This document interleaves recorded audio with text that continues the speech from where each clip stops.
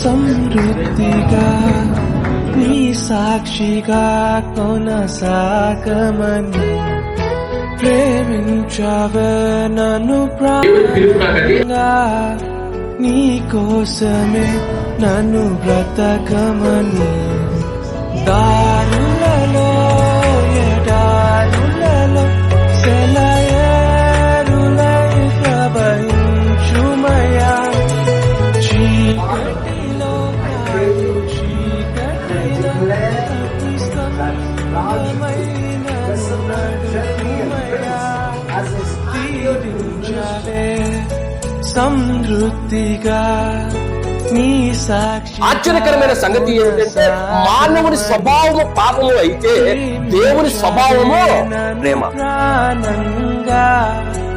నీ కుటుంబాన్ని దేవుని యందు భయభక్తులను పెట్టుకోవాల్సిన బాధ్యత భర్తగా నీవే. తోమాను చూసి మనం నేర్చుకునే అద్భుతమైన పాఠము తెగింపు కలిగినటువంటి జీవితం.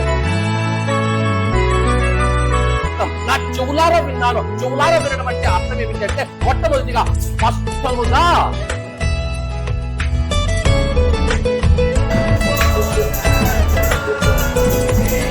నువ్వే లేకుండా నేనుండలేను యేసయ్యా.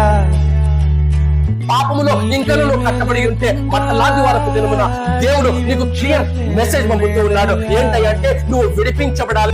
నా ఒంటరి పయనంలో 5 నుంచి 6 లీటర్ల బ్లడ్ యెరూషలేము వీధులు మొదలుకొని కల్వరి కొండ పైన వరకు దారులుగా కార్చబడింది. నా ఒంటరి పయనంలో యేసుక్రీస్తు లోకానికి మనుషులను మార్చడానికి వచ్చాడు. యేసుక్రీస్తు లోకానికి మరణాన్ని జయించడానికి వచ్చాడు, మనుషులను కాదు. నా ధ్యాస పాసవైనావే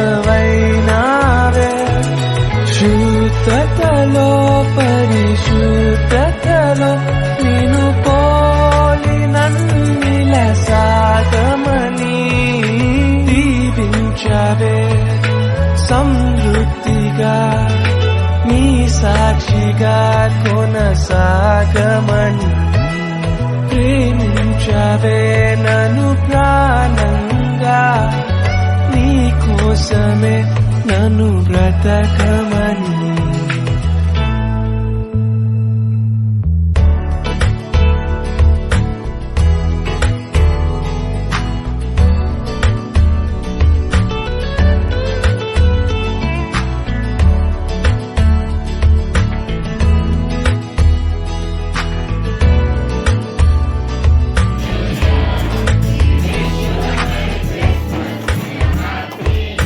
కొలతే లేదయ్యా నీ జాలి నాపై యేసయ్యా. కొరతే లేదయ్యా సమృద్ధి జీవం నీవయ్యా. నా కన్నీరంతా తుడిచావే కన్న తల్లిలా, పొదువంతా తీర్చావే కన్న తండ్రిలా. నా కన్నీరంతా తుడిచావే కన్న తల్లిలా, కొదువంతా తీర్చావే కన్న తండ్రిలా.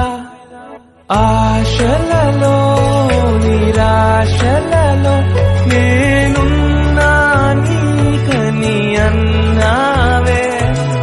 పోరులలో పోరాటములో నా పక్షముగాని నిలిచావే దీవించవే సమృద్ధి. క్రిస్మస్ అంటే ఒక వ్యక్తిగత అనుభవం. Christmas is a personal experience everyone should have.